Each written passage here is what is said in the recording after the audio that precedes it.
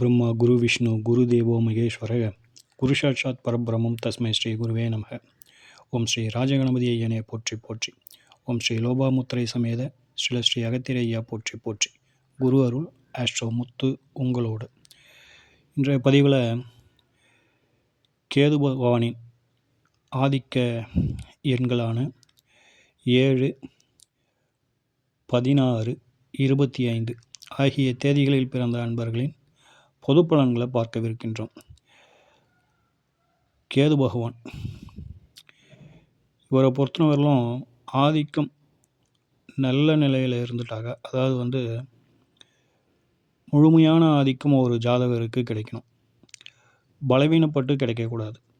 பலவீனப்படாமல் அந்த முழு ஆதிக்கமும் ஒருவருக்கு கிடைக்கப்பட்டால் மிக சிறந்த அன்பர்களாக இருக்கின்றார்கள். ஏதேனும் ஒரு விஷயத்தில் ஏதேனும் ஒரு வகையில் தனித்துவமாக செயல்படுகின்றார்கள். ஒரு தலைமை பொறுப்பில் கூட உயர்வான நிலையில் இருக்கின்றார்கள்.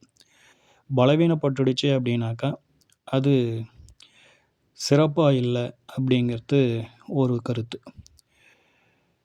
சரி, இவங்களை பொறுத்தவரையிலும்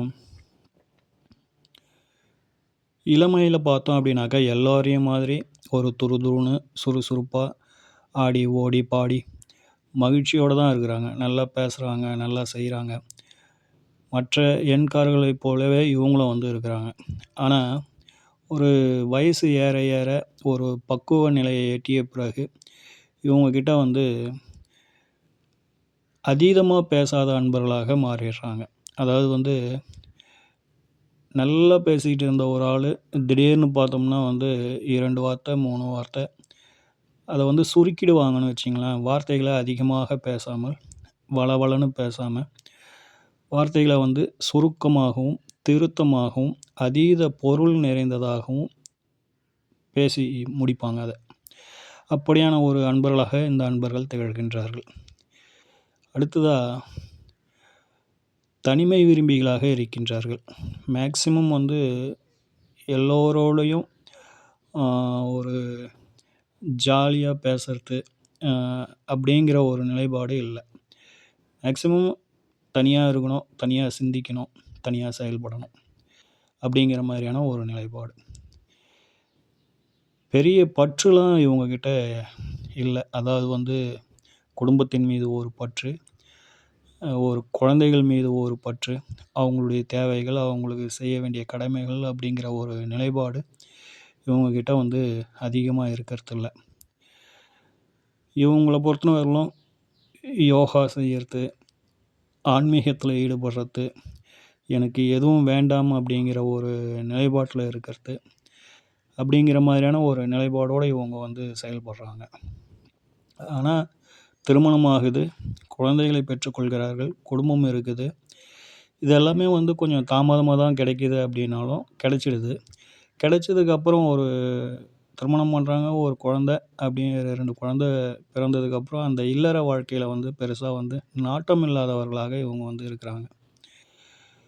ஸோ இது இவர்களுடைய இயல்பாகவே இவங்கக்கிட்ட இருக்குது. அதனால் இவர்கள் மீது நம்ம குறை குற்றம் சொல்வதற்கு இல்லை. அப்படியான ஒரு நிலைப்பாட்டில் இருக்கின்றார்கள். இவர்கள் எந்த மதத்தில் பிறக்கின்றார்களோ அந்த மதத்தின் மீது அதீத பற்று வைத்திருக்கிறார்கள். அதற்கு அந்த மத குருமார்கள் என்ன இவர்களுக்கு சொல்லி கொடுத்து உள்ளார்களோ அல்லது எது போன்ற தத்துவார்த்தங்களை அவர்கள் இதற்கு முன்னால் இவர்களின் குருமார்கள் செய்துள்ளார்களோ அதை அப்படியே கடைபிடிக்கிறார்கள். தமது பின்னால் வருபவர்களுக்கும் அதை சொல்லி கொடுக்குறாங்க. இன்னும் ஒரு சிலர்லாம் பார்த்தோம்னா ஒரு நல்ல போஸ்டிங்லேயோ அல்லது வேலை செய்கிற இடத்துலையோ கூட அவங்க மதம் சார்ந்தவர்களுக்கு முன்னுரிமை கொடுப்பதை நாம் பார்த்துருக்கலாம். அப்படிங்கிற மாதிரியான ஒரு நிலைப்பாடு. ஆக இவர்கள் எந்த மதத்தில் பிறக்கின்றார்களோ அதற்கு அதிக முக்கியத்துவம் கொடுக்கிறார்கள். மத போதகர்களாக இவர்கள் அதிகமாக அதை ஒரு வேலையாக கூட எடுத்துகிட்டு செய்கிறாங்க அப்படிங்கிற மாதிரியான ஒரு நிலைப்பாடு. பிறக்கும்போது பொதுவாக இவங்களை பொறுத்தவரையிலும் ஒரு நல்ல வசதி மிக்க பொருளாதாரம் நிறைந்த குடும்பங்களில் பிறக்குறாங்க. அப்படியான ஒரு அமைப்பு இவங்களுக்கு வந்து உண்டு. ஸோ விளையாட்டுத் துறைகள்ல இவங்களுக்கு வந்து ரொம்ப ஈடுபாடு அதிகம். அதுலயும் வந்து இவங்க வந்து நல்லா பிரகாசிக்கிறாங்க அப்படிங்கிற மாரியான ஒரு நிலைப்பாடு. அதேபோல எடுத்துக்கிட்டோம் அப்படின்னாக்கா, கலைத்துறைகள்ல சினிமா இதுலயும் வந்து இவங்கலாம் வந்து ஒரு நல்ல முன்னேற்றம், நல்ல தனித்துவம். அ க சினிமா துறைன்னு எடுத்துக்கிட்டோம்னா நடிப்பாகட்டும், கதை வசனங்கள் ஆகட்டும், சிறந்த ஞானம் பெற்றவர்கள். பொதுவா வந்து கேது பகவான் அப்படின்றவரு ஞானத்தை குறிப்பிடும் ஒரு கிரகமாக இருக்கின்றார். ஞானகாரகர் அப்படிங்கிற ஒரு பெயர் கேது பகவானுக்கு உண்டு. அந்த சிறந்த ஞானம் இந்த கேது பகவானின் ஆளுமையில் பிறந்த அன்பர்களுக்கு நிச்சயம் வந்து காணப்படுகின்றது. இவங்களுக்கு வந்து ஒரு இயக்கங்கள் மீது அதீத பற்று வருகிறது. இயக்கம் அப்படிங்கிற பொழுது அது அரசியலாக இருக்கலாம், ஆன்மீகம் சார்ந்த இயக்கங்களாக இருக்கலாம். அந்த இயக்கங்களில் அவங்க வந்து ஒரு தனித்துவமா செயல்படுறாங்க. அதில வந்து உயர்நிலையையும் கூட இவர்கள் வந்து பெறுகின்றார்கள் நண்பர்களே. வேத மந்திரங்கள் ஓதுபவர்கள்ல இவங்கெல்லாம் வந்து சிறப்பா செயல்படுகின்றார்கள். அதேபோல வந்து ஜோதிடத் துறையில் இவங்க ரொம்ப அற்புதமா வந்து செயல்படுகின்றார்கள். ஆன்மீகம் சார்ந்த பொருட்கள், அதாவது வந்து பூஜை பொருட்கள்னு சொல்றோம் இல்லைங்களா? அந்த பொருட்கள் விற்பனை செய்வது இவங்களுக்கு சிறப்பா இருக்குது. அதேபோல வந்து பின்னக்கூடிய வேலைகள், பின்னல் வேலைகள் அப்படின்னும்போது, இந்த தறி அப்படின்னு சொல்லிட்டு சொல்லலாம். ட்ரெஸ்லாம் வந்து பின்னல் அப்படிங்கிறது, கூடை முறம் இது போன்ற அமைப்புகள், கைத்தொழில்கள், சொற்று பின்னுறது இப்படி பின்னல் கூடிய வேலைகள். அடுத்ததா பார்த்தோம் அப்படின்னாக்கா, வாகனங்கள்ல இந்த போர் போடுற வண்டிலாம் வந்து யூஸ் பண்ணுவாங்க. தொலை போடுறது. அதேபோல் வந்து ப்ளம்பிங் ஒர்க்கு, தொலை போட்டு பைப்பு புதைக்கிறது அப்படிங்கிற மாதிரியான வேலைகள்லாம் வந்து இவங்களுக்கு வந்து சிறப்பா வந்து இவங்க வந்து செய்கிறாங்க. ஒரே விஷயத்த 2 இடங்கள்ல செய்கிற அன்பர்களும் இவங்க தான். அதாவது வந்து பத்திரிகை துறையில ஒரு கதை கட்டுரை எழுதுறவங்களா இருக்கலாம். அதாவது வந்து ஆன்மீகம் சார்ந்த விஷயங்கள எழுதிட்டுருப்பாங்க. அதே விஷயத்த வந்து தொலைக்காட்சிகள்லேயும் இவங்க வந்து செய்வாங்க. அல்லது வானொலிகள்லேயும் இவங்க வந்து அத வந்து செய்வாங்க. இப்போது ஒருத்தர் வந்து யூடியூப்ல ஒரே விஷயத்த செய்துட்ருக்காரு அப்படின்னாக்கா, அதே கருத்துக்களை, அதே காணொளிகள ஃபேஸ்புக்கில போடுற மாதிரின்னு வச்சுக்கங்களேன்.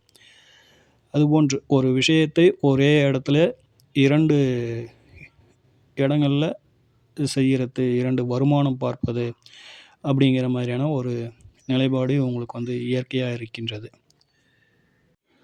உடல் உபாதைகள்னு எடுத்துக்கிட்டோம் அப்படின்னாக்கா, ஸ்கின் அலர்ஜி அப்படிங்கிற மாதிரியான ஒரு நிலைப்பாடு. மன அழுத்தம், மன இறுக்கம் அப்படிங்கிற மாதிரியான ஒரு நிலைப்பாடு. இதுவும் வந்து அந்த கேது பகவானோட அ சந்திர பகவானுடைய தொடர்பு ஏற்படுகின்ற பொழுது கொஞ்சம் அதிகமாகவும், அந்த கேது பகவானுடைய நிலைப்பாடு கொஞ்சம் பலவீனப்படுகின்ற பொழுதும், இது போன்ற அமைப்புகள வந்து காண முடியும் அப்படிங்கிறத பார்த்துக்கங்க. ஓம் ஸ்ரீ ராஜகணபதி ஐயா அவர்களின் அருளோடும், ஓம் ஸ்ரீ லோபாமுத்திரை சமேத ஸ்ரீ அகத்தியர் ஐயா அவர்களின் ஆசியோடும் அனைவருக்கும் வாழ்வில் நலமும் வளமும் கிடைக்கப் பெற்று ஆனந்தமும் மகிழ்ச்சியும் என்றென்றும் நிலைத்திருக்கட்டும். வாழ்க வளமுடன், வாழ்க பல்லாண்டு. நன்றிகள், வணக்கம்.